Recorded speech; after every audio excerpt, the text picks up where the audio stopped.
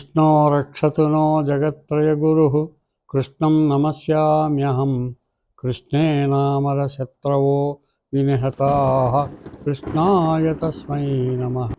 ॐ श्रीगुरुभ्यो नमः। कृष्णो रक्षतु नो जगत्त्रयगुरुः कृष्णं नमस्याम्यहं कृष्णे नामरशत्रवो विनिहताः कृष्णाय तस्मै नमः।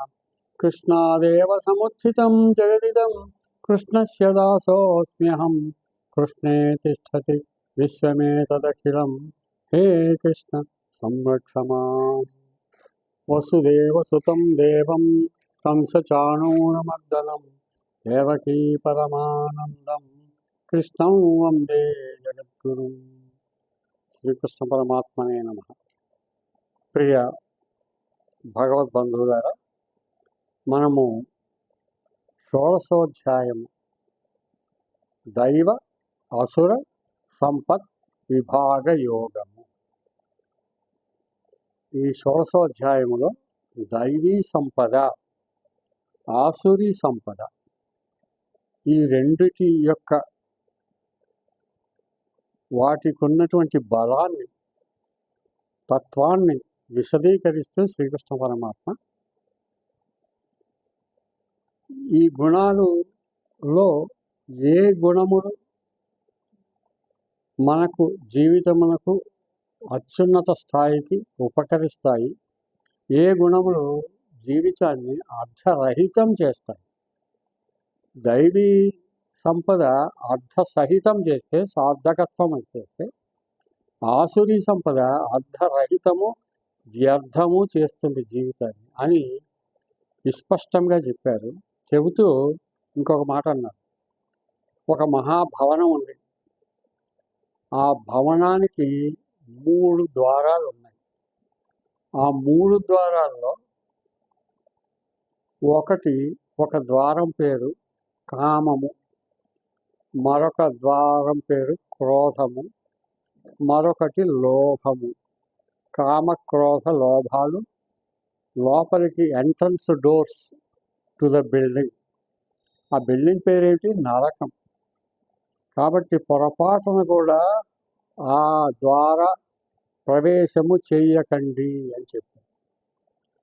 త్రివిధం నరకస్యేదం ద్వారం నాశనమాత్మనః కామః క్రోధః తథా లోభః తస్మాత్ ఏతత్ త్రయం త్యజేత్.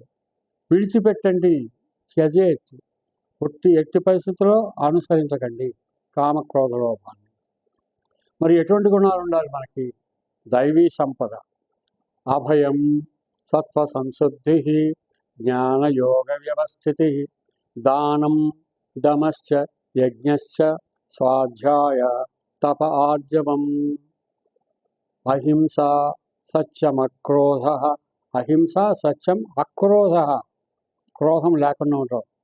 త్యాగ, శాంతిరపైసునం, దయాభూతేషు అలోలుత్వం, మార్దవం, హ్రీః, అచాపలం, తేజ, క్షమా, ధృతి, శౌచం, అద్రోహో, నాతిమానిత, భవంతి సంపదం దైవీం అభిజాతస్య భారత.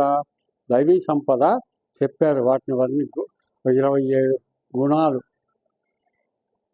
దైవీ గుణాలు మనకి ఉదాహరించి చెప్పారు. అది మన జీవితము చక్కగా, మహోన్నతంగా, ఆదర్శప్రాయముగా, శాంతియుతంగా నడిచిపోవడానికి అవసరమైనటువంటి ఉపకరణాలు.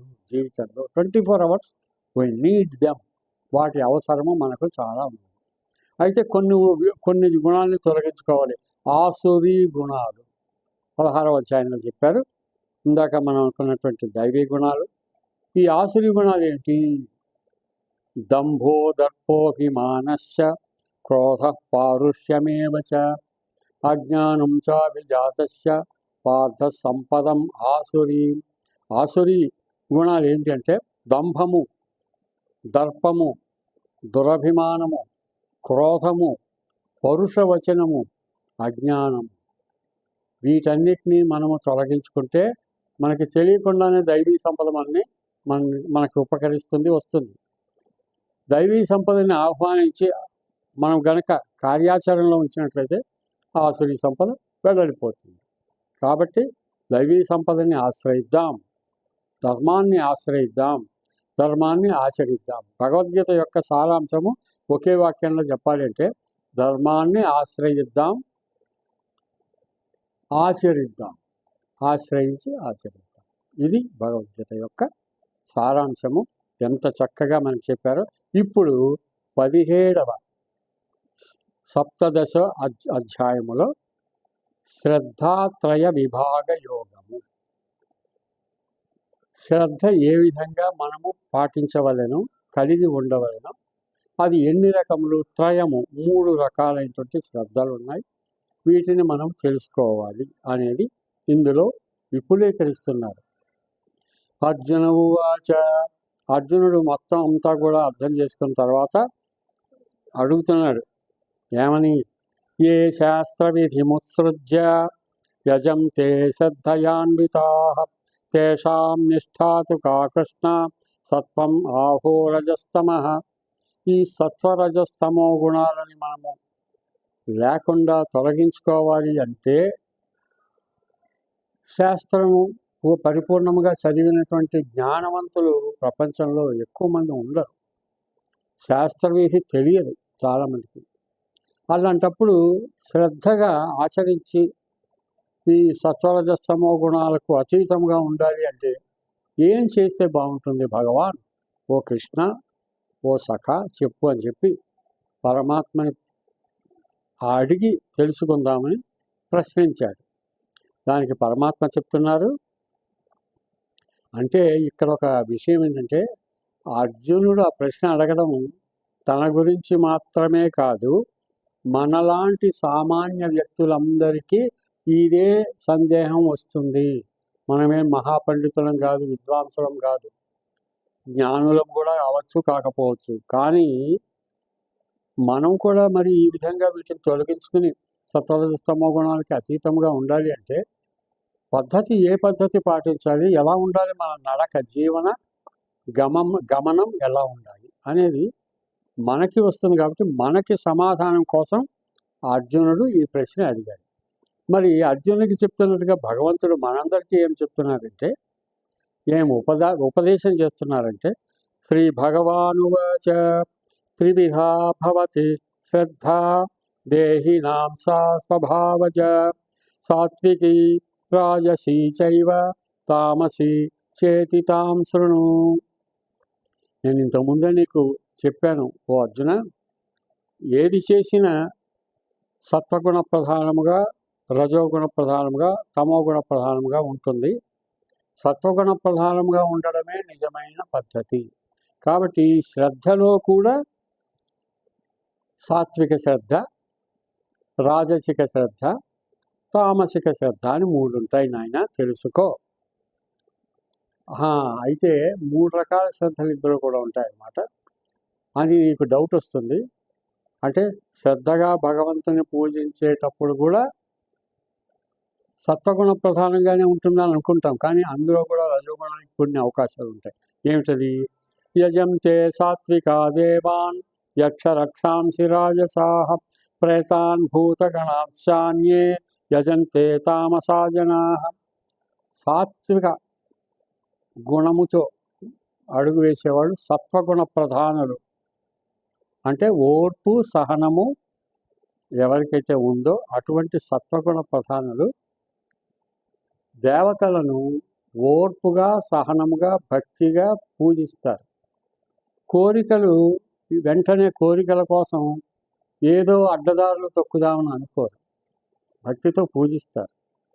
భగవంతుడికి అన్నీ సమర్పిస్తారు. అనన్యాశ్చింతయంతో మాం ఏ జనా పర్యుపాసతే తేషాం నిత్య అభియుక్తానాం యోగక్షేమం వహామ్యహం అని పరమాత్మ సెలవిచ్చినట్టు ఆయనే చూసుకుంటారు అన్నట్టు సమర్పితంగా. అది సాత్విక దైవ భక్తి కార్యక్రమం. కొంతమంది రాజసికులు ఉంటారు, రజోగుణ ప్రధానులు. వాళ్ళు ఏం చేస్తారంటే వెంటనే రిజల్ట్ రావడం కోసం కొన్ని రకాలైనటువంటి ఉపాసనలు, కొన్ని రకాలైనటువంటి పూజలు, కార్యక్రమాలు చేస్తారు. అది రజోగుణ సంబంధముగా ఉంటుంది, కోరికతో ఉంటుంది. యక్ష రక్షాంసి, రాక్షస పూజలు, అర్చనలు, యక్ష గంధర్వ అర్చనలు అంటారు వాటిని. పరమాత్మని నమ్ముకోవాలి, ఏకైక పరమాత్మ విశ్వానికి ఒకడే అని అనుకోరు వాళ్ళు. అంటే రిజల్ట్ ఓరియంటెడ్ వర్షిప్ అనేది తామసిక గుణము, రాజసిక గుణము. ఇక తామసిక గుణంలోకి వస్తే ప్రేతాన్ భూతగణాంశ అన్యే, కొంతమంది దయ్యాల పూజలు, బలులు ఇవ్వడం, ఇంకా రకరకాలైనటువంటి ఏ మార్గమును మనము అనుసరింపకూడదో అటువంటి మార్గములలో షార్టెస్ట్ కట్, దగ్గర దారులు వెతుకుతారు. అది నిజానికి దగ్గరగా దారి కాదు, దేవుడిని దూరం చేస్తుంది. కాబట్టి సాత్విక శ్రద్ధే గొప్పది, రాజసిక శ్రద్ధ వద్దు, తామసిక శ్రద్ధ వద్దు అని మనకి చెప్పాడు. అయితే తామసిక శ్రద్ధ, రాజసిక శ్రద్ధని ఎలా చేయాలంటే శాస్త్రాన్ని అనుసరించండి. శాస్త్రం ఎప్పుడు తప్పు చెప్పదు, శాస్త్రము మంచిగా చెప్తుంది. పెద్దలు ఏం చెప్తున్నారు అది వినండి, పెద్దలు చెప్పేది వినండి. వినయంగా వయస్సులో పెద్దలు, జ్ఞానంలో పెద్దలు, అనుభవంలో పెద్దలు ఉంటారు మన చుట్టూ. వాళ్ళు ఏం చేస్తున్నారో చూడండి, అనుసరించండి.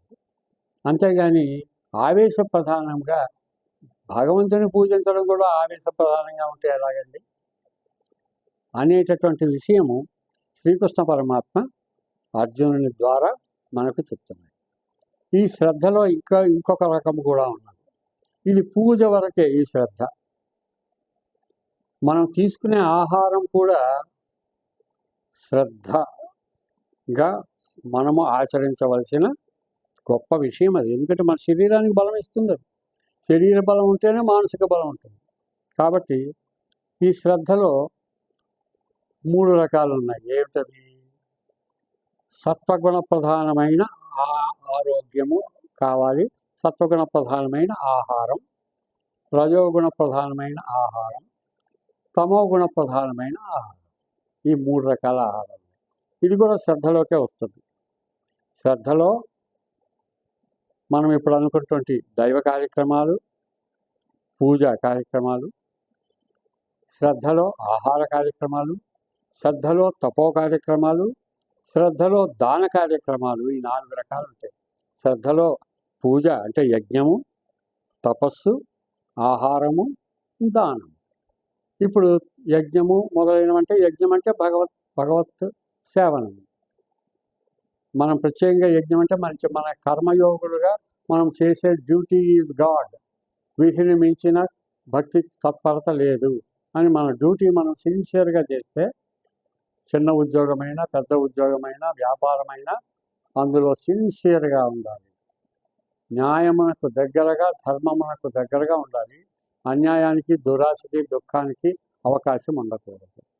అది నిజంగా భగవత్ ఆరాధనమే. అది సత్వగుణ ప్రధానం అవుతుంది కాబట్టి తప్పకుండా విజయం లభిస్తుంది. ఇక ఆహారంలోకి వస్తే సాత్విక ఆహారం, రాజసిక, తామసిక ఆహారం. సాత్విక ఆహారం అంటే ఏంటండి డౌట్ వస్తుంది.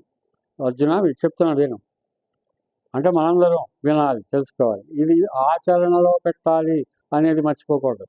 ఆహారస్వపి సర్వస్య త్రివిధో భవతి ప్రియ. ఆహారంలో కూడా 3 రకాలు ఉన్నాయండి. ఇప్పుడే అనుకున్నాం మనం సత్వగుణ ప్రధానము. యజ్ఞస్తపస్తథాదానం తేషాం భేదమిమం శృణు. ఇప్పుడు మనం అనుకున్నట్టే యజ్ఞము, తపము, తర్వాత దానము మొదలైనవన్నీ కూడా 3 గుణములతో కూడి ఉంటాయి. మనము సాత్విక గుణాన్నే మనము ఆచరించాలి. ఇక సాత్విక ఆహారం అంటే ఏమిటండి డౌట్ వస్తుంది. ఇంత వివరంగా చెప్పడం అనేది శ్రీకృష్ణునికే తగినది. మహాదయగలిగిన కృపా కటాక్ష రూపము కాబట్టి మనకి చెప్తున్నారు విత్ ఎగ్జాంపుల్స్, ఉదాహరణాత్మకంగా. ఆయుస్సత్వబల ఆరోగ్య సుఖ ప్రీతి వివర్ధనా రస్యా స్నిగ్ధా స్థిరా హృద్యా ఆహార సాత్విక ప్రియా. సాత్వికమైన ఆహారం అంటే ఏం తెలుసా? ఆయుష్ని పెంచేది, అది సాత్విక ఆహారం. మనం తీసుకునేటటువంటి రకరకాలైనటువంటి మత్తు పదార్థాలు ఆయుష్ని తగ్గిస్తాయి. స్మోకింగ్ మొదలైనవి ఆయుష్ని తగ్గిస్తాయి. ఈ గంజాయిలు, మత్తు పదార్థాలు, డ్రగ్స్ ఇవన్నీ కూడా తాత్కాలికంగా నిమిషాల పాటు మత్తుని కలిగించేటటువంటి ప్రయోజనాన్ని చూపించి మనని వశం చేసుకుని, మనని బానిసలు చేసుకుని, మన యొక్క 100 సంవత్సరాలు, అసలు నిజంగా లెక్కానికి వస్తే 120 సంవత్సరాలు మన ఆయుష్. అటువంటి శతాయుష్ కనీసం ఉండవలసినటువంటి వాళ్ళని అతి తక్కువ కాలంలో మరణానికి చేరువ చేసి జీవితాన్ని సంతోషించకుండా, ఎంజాయ్ చేయకుండా, హాయిగా అనుభవించకుండా దూరం చేస్తున్నాయి తాత్కాలిక సుఖాలైనటువంటి మత్తు పదార్థాలు. ఆయుష్ని పెంచాలి ఆహారం. ఆయు సత్వము, బలాన్ని పెంచాలి. బలమైన మనో వికాసాన్ని పెంచాలి, బలాన్ని పెంచాలి, ఆరోగ్యాన్ని పెంచాలి, సుఖాన్ని పెంచాలి. ఆహారం మీద మంచి ఇష్టం కలిగేలాగా ఈ ఆహారం వల్ల మనకి ప్రయోజనం ఉంది, మనం ఇటువంటి ఆహారం తీసుకోవాలి అని అభివృద్ధి చేసి మనని నడిపేటటువంటి మంచి ఆహారం తీసుకోవాలి. అంటే ఏంటి? వృక్షాలు ఇస్తున్నాయి, కాయలు ఇస్తున్నాయి, పళ్ళు ఇస్తున్నాయి, రకరకాల కొన్ని పత్రాలు ఇస్తున్నాయి, రకరకాలైన పంటలు పండుతున్నాయి, ఎన్ని రకాల పప్పు పదార్థాలు, ధాన్యాలు, ఇవన్నీ హాయిగా తీసుకోకుండా తమో గుణాన్ని, రజో గుణాన్ని పెంచేవి తీసుకుంటే ఆయుక్షీణం అయిపోతుంది. ఇవి ఎలా ఉంటాయి? రస్యాహ, మంచి రుచి కలిగి ఉంటాయి. అలానే ఏవో ఆహారం కాదు. స్నిగ్ధాహ అంటే నెయ్యికి సంబంధించినటువంటి పాలు, పాలల్లోంచి తయారైనటువంటి పెరుగులోంచి తయారైనటువంటి మజ్జిగ, మజ్జిగల్లోంచి వచ్చినటువంటి వెన్నలోంచి వచ్చినటువంటి నెయ్యి, అనేక విత్తనాల్లోంచి వచ్చినటువంటి నూనె, ఇవన్నీ కూడా ఆయువుని పెంచుతాయి. రస్యాహ స్నిగ్ధాహ స్థిరాహ హృద్యాహ, ఇవన్నీ కూడా నీ ఆరోగ్యానికి మంచిది. ఇవి భగవంతుడు మనకిచ్చిన ప్రసాదాలు. He has given us so many things. అవి మనకి పూర్ణ ఆయుర్దాయాన్ని కలిగిస్తాయి. ఇటువంటి ఆహారాలు సాత్విక ప్రియాహ, సత్వగుణ ప్రధానమైనవి. వీటికి దూరంగా ఉండద్దు. అయితే ఎటువంటి ఆహారం మేము త్యజించాలండి? లేకుండా మేము వాటికి దూరంగా ఉండాలి. రాజసిక ఆహారాలకు దూరంగా ఉండండి. ఏమిటంటే అవి కట్వం లవణాత్యుష్ణ తీక్ష్ణ రూక్ష్ణ విదాహిన ఆహారారాజసస్యేష్ట దుఃఖమో శోకామయ ప్రదాహ. కట్వంలో లవణాత్యుష్ణ తీక్ష్ణ రూక్ష విదాహిన. కటు, ఉప్పు బాగా ఉప్పు ఎక్కువైతే కానీ తినండి, వద్దు. ఎంతవరకు వేసుకోవాలో ఉప్పు అంతవరకు వేసుకో. ఇంత వివరంగా చెప్తున్నాను చూడండి. ఇంతకంటే గొప్ప శ్రేయోభిలాష ఉండాలా మనకి? కటు, ఆమ్ల, చేదైనటువంటివి, వేడి చేసేటటువంటివి, చేదు, ఉప్పు, పులుపు, కారం. కట్వంలో లవణ అతి ఉష్ణ, వేడి చేసేది.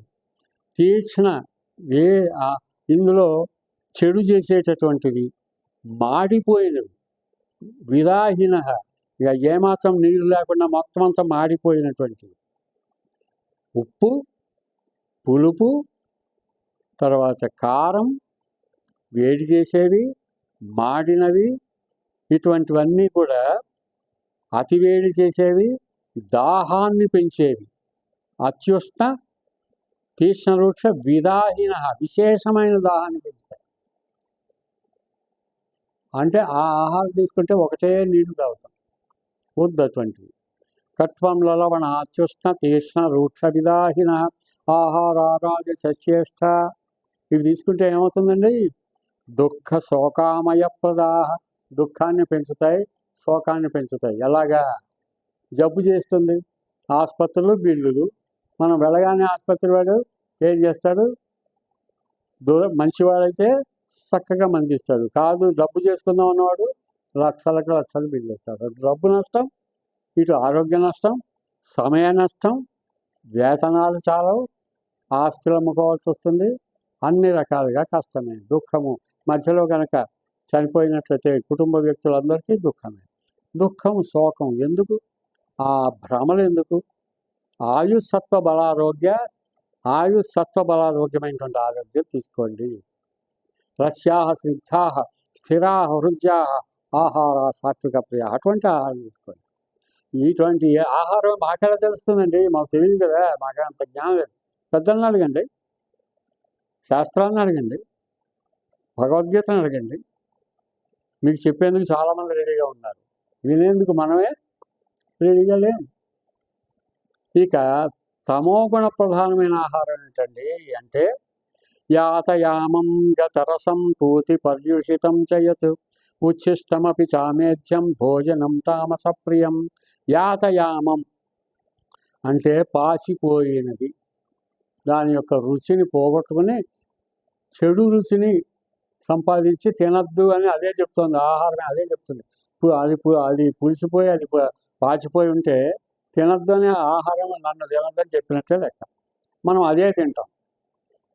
ఇప్పుడు తాగేటటువంటి డ్రింకులు ఇవన్నీ కూడా ఈ తాగే వాటి అన్నీ కూడా ఎప్పటి నుంచో నిల్వ చేసి ఫ్రిడ్జ్లో నిల్వ చేసి అలా నిల్వ చేసి ఏవేవో కలిపి చేస్తే దానివల్ల మత్తు కలుగుతుంది మనకి అని, ఆ మత్తు కోసం మనకి 50 బాటిల్ సప్లై చేస్తే వాళ్ళకి డబ్బు వస్తుంది, మనకి జబ్బు వస్తుంది. మనకి జబ్బు ప్రధానం కాదు కదా. కాబట్టి ఎవరికో డబ్బు ఇవ్వడం కోసం మనం జబ్బు తెచ్చుకోవడం ఎందుకు? యాతయామం వద్దు, పాచిపోయినవి తినకండి, అది అనారోగ్యం. మీరు ఎంత కావాలో అంతే వండుకోండి. ఇంట్లో కూడా ఎక్కువ వండుకోకండి, చక్కగా తినండి. మిగిలింది ఏం చేయమంటారు సార్? దానం చేయండి, లేని వాళ్ళకి ఇవ్వండి. గుడి దగ్గరికి వెళ్తే, చర్చి దగ్గరికి వెళ్తే, మసీద్ దగ్గరికి వెళ్తే పేదవాళ్ళు కూర్చుని ఉంటారు, వాళ్ళకి పెట్టండి. మీరు కొత్తగా వండి పెట్టక్కర్లా, ఉన్న దాంట్లో మిగిలిందే పెట్టండి చాలు. యాతయామం గతరసం, అందులో అంత నిలవ ఉన్న కొద్దీ రసం దాంట్లో రుచిపోతుంది. కాబట్టి పాచిపోయింది యాతయామం, గతరసం నిల్వ ఉన్నది. ఎంత డీటెయిల్గా చెప్తున్నారు చూడండి. పూతి పర్యూషితం చేయతు, కుళ్ళిపోయినవి అసలు తినకండి. పూతి పర్యూషితం చేయతు, మలినమైనవి కుళ్ళిపోయినవి అనమాట. పాచిపోయినవి, నిల్వ ఉన్నవి, ఎండిపోయినవి, కుళ్ళిపోయినవి ఇవేవి తినద్దు. వీటితో పాటు ఉచ్ఛిష్టమపి చ అమేధ్యం. ఉచ్ఛిష్టం అంటే ఎంగిలి, ఎవరో ఎంగిలి చేసింది తినద్దు. అతడు ఏ జబ్బు ఉన్నవాడు, అతను ఏ రకమైన అతని శరీర తత్వము, వాడు ఏదో కొరికి బాగుందండి అని మనకిస్తే మనం కొని ఏదేదో పెద్ద నాగరిక చిహ్నం అనుకోవడం. సిగరెట్లు కూడా తాగేవాడు ఒకడు దమ్ము పీల్చి అది ఇంకోటికి ఇస్తాడు, వాళ్ళకు దమ్ము పీలుస్తాడు. ఇవన్నీ కూడా చేయకూడని పనులు. అటువంటి చేసిన వాడిని వెలివేయవలసినటువంటి పరిస్థితి. అటువంటివి ఏవి ఆహారములో కూడా ఎంగిలి అనేది ఉండకూడదు. అది కాబట్టి ఉచ్ఛిష్టము అంటే తిని వదిలిపెట్టినది అని అర్థం. ఉచ్ఛిష్టమపి చ అమేధ్యం. అమేధ్యము అంటే ఏదైతే అపవిత్రమైనదో, అపవిత్రమైన ఆహారాలు అంటే పాచిపోయినవి, నిల్వ ఉన్నవి, ఎండిపోయినవి, కుళ్ళిపోయినవి, ఎంగిలి చేసినవి, మత్తు కలిగించేవి, అపవిత్రమైనవి, వీటిని తినద్దు. యాతయామం గతరసం పూతి పర్యుషితం చేయతు ఉచ్ఛిష్టమపి చామేధ్యం భోజనం తామసప్రియం. ఇవి తమోగుణ ప్రధానమైన వాళ్ళు వాటిని ఇష్టపడతారు. అలా వద్దు. అందరికీ ఒకటే మేధాశక్తి ఇచ్చాడు భగవంతుడు, అందరికీ ఒకలాగే శరీరాన్ని ఇచ్చాడు, అందరికీ బుద్ధి ఇచ్చాడు, అందరిలోనూ ఆత్మ ఉంది. మనలో ఎక్కువ లేరు, తక్కువ లేరు, అంతా సమానమే. ఈ ఆహారంలో అందరూ మంచి ఆహారం ఎందుకు తీసుకోకూడదు? ఎందుకు ఇది ఎక్కువ తక్కువలు, ఎందుకు ఈ తామసం, ఎందుకు ఈ రజోగుణం? ఆలోచించారు. అర్జున, తప్పనిసరిగా నీవు ఆలోచించి ఆ శ్రద్ధ గురించి అడిగావు కదా. శ్రద్ధ ఒక పూజ చేయడంలోనే కాదు, తపస్సు చేయడంలోనే కాదు, ఆహారం తీసుకోవడంలో కూడా నియమం ఉన్నది. ఈ నియమం నీకు ఆరోగ్యం కలిగించేదే, మంచిదే. అంతేగాని నువ్వేం ఉపవాసం తినకుండా కూర్చోమని ఎవరు చెప్పలేదు. ఉపవాసం అనే పదానికి కూడా తినద్దు అని అర్థం కాదు అక్కడ. ఉపవాసము, నేను ఇవాళ ఉపవాసం ఉన్నాను సార్ అంటే, అంటే సమీపమున, వాసము ఉండుట, సమీపమున వసించుట అంటే పరమాత్మ యొక్క ధ్యానం చేస్తూ మనస్సుని సమీపంలో ఆ పరమాత్మ ధ్యానం చేస్తూ ఉంటే మనం దేవుడికి దగ్గరగా ఉన్నట్టు లెక్క. అలాగే పరమాత్మను ధ్యానం చేసేటప్పుడు ఎక్కువగా తింటే మనకి మత్తు వస్తుంది కాబట్టి నిద్రలు వచ్చేస్తాయి, అనుకున్న స్తోత్రాలు చేయలేకపోతాం కాబట్టి కొంచెం తక్కువ తినండి అన్నారే తప్ప, ఉపవాసం అంటే అన్నం మానేసి ఒక 3 డజన్లు అరటిపళ్ళు, 4 డజన్లు ఇంకోటి అలా తినమని కాదు. అన్నం మాత్రం మానేమని ఎవరు చెప్పలే. ఏది తిన్నా లిమిటెడ్గా తిను, ఏది తిన్నా తక్కువ తిను. తక్కువ తిన్న కొద్దీ, కడుపులో ఖాళీ ఉన్న కొద్దీ ఆరోగ్యం బాగుంటుంది. కడుపు నిండా 100కి 100 పాళ్ళు తింటే ఆరోగ్యము బాగుండదు. కడుపులో కొద్ది ఖాళీ ఉండగానే ఈ భోజనం చాలు అనుకున్నవాడు తెలివైనవాడు. ఇంకా కొద్దిగా ఆకలిగా ఉండగానే చాలు అనుకున్నవాడు శరీరాన్ని చక్కగా పెట్టుకోగలిగిన సమర్థుడు అని మనము తెలుసుకోవాలని శ్రీకృష్ణ పరమాత్మ యొక్క తాపత్రయం. ఈ విధంగా ఆహారాన్ని గురించి చెప్పాక తపస్సు కూడా ఎలాగా సత్వ రజ తమో గుణాల భూయిష్టమై ఉండకూడదో చెప్పారు. దేవద్విజ గురు ప్రాజ్ఞ పూజనం శౌచమార్జవం బ్రహ్మచర్యమహింసాచ శారీరం తపోచ్యతే. మనకంటే పెద్దవాళ్ళు, దేవతలు, ద్విజులు, మనం గౌరవించదగిన వాళ్ళు, గురువులు, ప్రాజ్ఞులు, జ్ఞానం కలిగిన వాళ్ళు, వీళ్ళందరితో కూడా చక్కగా మర్యాదగా వాళ్ళని ఆరాధిస్తూ వాళ్ళు చెప్పిన మాటలు వింటూ మనము శాంతముగా చిరునవ్వు నవ్వుతూ మనస్సు మృదువుగా మాట్లాడుతూ ఉంటే ఇది సాత్విక తపస్సు అంటారు. అంతేగాని ప్రత్యేకంగా అడవికి వెళ్ళి తపస్సు చేయక్కర్లా. ఈ విధంగా మన మనస్తత్వం ఉంటే సాత్విక తపస్సు. అందుకని మన వాళ్ళు పెద్దవాళ్ళు ఏం చెప్పారు? మాతృదేవో భవ, పితృదేవో భవ, ఆచార్య దేవో భవ, అతిథి దేవో భవ, వైద్యో నారాయణో హరి. సంఘానికి మంచి చేసే వైద్యులను కూడా పూజించండి అని. అంటే ఇవన్నీ ఎందుకు చెప్పారు అంటే ఈ రకమైనటువంటి మనస్తత్వం మనకి పెద్దలంటే వినయం, కృతజ్ఞత ఉండాలి. ఈ రోజుల్లో చూస్తున్నాం, మాతాపితరులను ఎంతో అగౌరవపరిచి డబ్బు ధన సంబంధముగా వాళ్ళతో వ్యవహరిస్తున్నటువంటి వాళ్ళని, అటువంటి మనస్తత్వం ఉండకూడదు. అది సాత్విక తపము. అనుద్వేగకరం వాక్యం సత్యం ప్రియహితం చేయత్ స్వాధ్యాయ అభ్యసనం చైవ వాగ్మయం తపవచ్యతే. అంటే ఈ తపస్సు అంటే ఏంటి? మన మాట ఎలా ఉండాలి? మృదువుగా ఉండాలి, ఇతరులకు మంచి చేసేలా ఉండాలి, కొత్త విషయాలు నేర్చుకునేందుకు సిద్ధముగా ఉండాలి. నాకే తెలిసిన అంత పండితుడు లేదు, ఆయన గ్రేట్ స్కాలర్ అనుకోకూడదు, తప్పు. నేను అంత తెలివైన వాడు లేదు అని ఎవరు అనుకుంటాడు? మూర్ఖుడే అనుకుంటాడు. కాబట్టి మన ప్రసాద సౌమ్యత్వం మౌనం ఆత్మవినిగ్రహ భావ సంశుద్ధి ఏతత్ తపో మానసముచ్యతే. అంటే మనస్సు ఎప్పుడు ప్రసాదముగా సౌమ్యముగా ఉండాలి, మౌనముగా ఉండడం అలవాటు చేసుకుంటావాలి. శ్రద్ధగా ఈ విధంగా ఉంటే సాత్వికమైనటువంటి శ్రద్ధ కలిగి ఉంటుంది. అలా ఉండాలి. ఇక దానం దగ్గరికి వస్తే, దాతవ్యమిది యద్దానం దీయతేనుపకారిణే దేశే కాలే చ పాత్రే చ తద్దానం సాత్వికం స్మృతం. శ్రద్ధాత్రయ విభాగ యోగంలో శ్రద్ధ గురించి చెబుతూ, శ్రద్ధ అనేది ఏ విధంగా తపో సంబంధము, ఆహార సంబంధము, ఇవన్నీ మనకి చెప్పి ఆరాధనా సంబంధము, ఇప్పుడు దాన సంబంధం చెప్తున్నారు. దేశ కాలేచ పాత్రేచ తద్దానం సాత్వికం స్మృతం. నువ్వు నీకు ఉన్న దాంట్లో అప్పులు చేసి దానం చేయడం తప్పు, అది రజోగుణం. నీకు ఉన్న దాంట్లో నీ దగ్గర ఒక 100 రూపాయలు ఉంటే, 1 రూపాయి, 2 రూపాయలు నీకు లేదు, పర్వాలేదు, మనం 5 రూపాయలు ఇచ్చినా పర్వాలేదు, 10 రూపాయలు ఇచ్చినా పర్వాలేదు అనుకుంటే నువ్వు ఇవ్వగలిగినంత దానమే. ఇవ్వగలిగిన పదార్థాన్ని దానమే, ఇవ్వగలిగిన వస్త్రాన్ని దానమే. ఒక్కోసారి సలహా ఇవ్వాలి, అది కూడా దానంలోకి వస్తుంది. మంచి మాట, ఎంకరేజ్మెంట్, ప్రోత్సాహం, అది కూడా దానం. ఈ విధంగా సాత్విక గుణ ప్రధానుడిగా నువ్వు దానం ఇవ్వాలి. అంతేగాని పేరు కోసం, ప్రఖ్యాతుల కోసం చెయ్యకూడదు. సత్వగుణ ప్రధానుడివై ఉండాలి. యత్తు ప్రత్యుపకారార్థం ఫలముద్దిశ్య వా పునః దీయతే చ పరికృష్టం తద్వానం రాజసం స్మృతం. మరి రాజసమైన దానం అంటే ఏంటంటే ఎత్తు ప్రతి ఉపకారార్థం. నేను ఇవాళ ఇస్తున్న ఈయనకి భవిష్యత్తులో రేపొద్దు నాకు అవసరమైతే ఆయన ఇస్తాడులే నాకు. అంటే మనం ఎక్స్పెక్ట్ చేస్తున్నాం అవతల వాళ్ళ నుంచి. అంటే బిజినెస్ కింద దానాన్ని మనం బిజినెస్ చేస్తున్నాం. మనం ఇవాళ ఇస్తున్నాము, ఇవాళ 10 రూపాయలు ఇచ్చి రేపు 100 రూపాయలు అడగబోతున్నాం. అది తప్పు. మహానుభావులు అబ్దుల్ కలాం లాంటి వాళ్ళు, పెద్ద పెద్ద వాళ్ళు భగవద్గీత చదివి, you give what ever you have but don't expect the return from them. This is what I have learned from Bhagavad Gita అన్నాడు ఆయన ఒకసారి ఉపన్యాసంలో.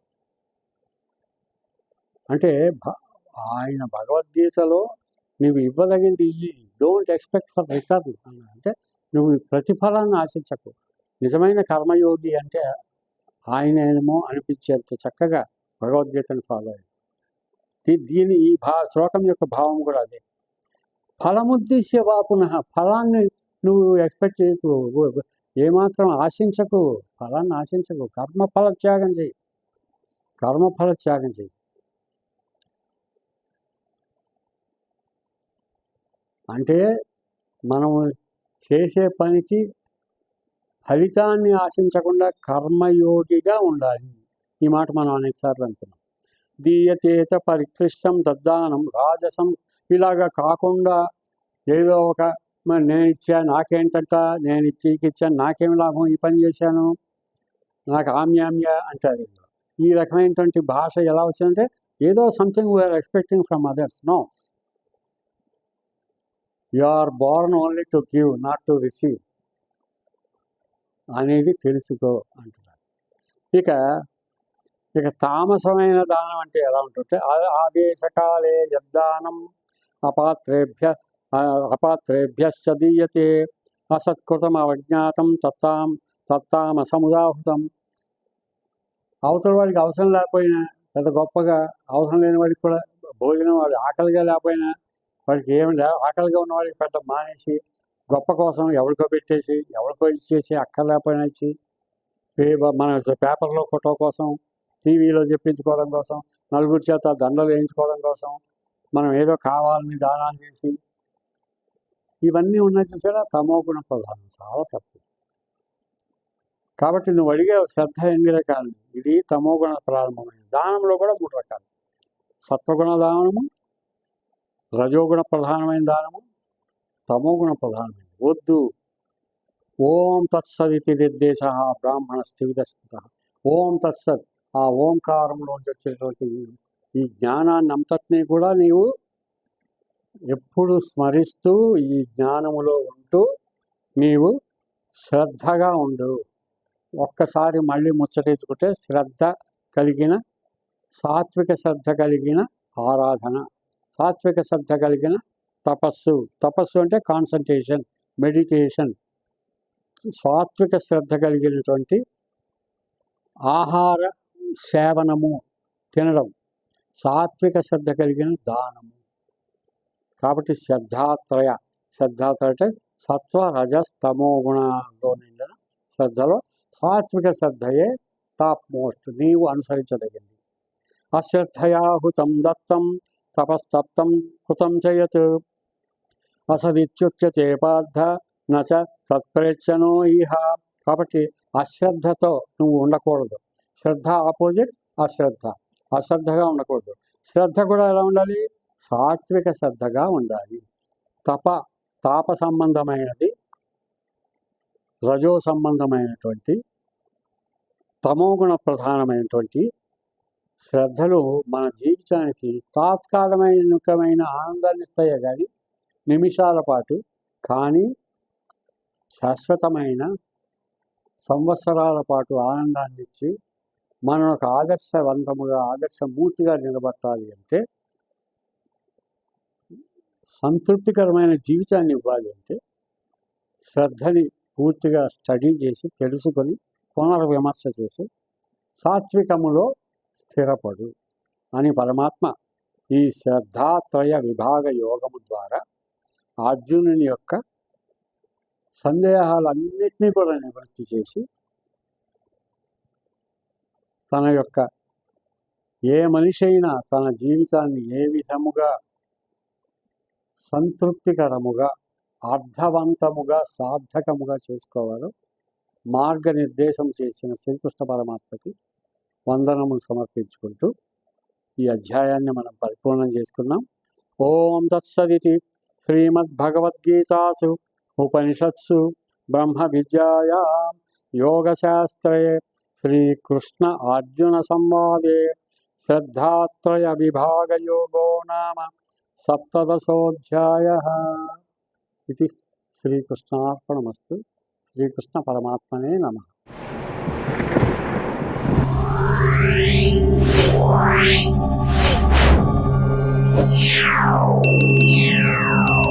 Yeah.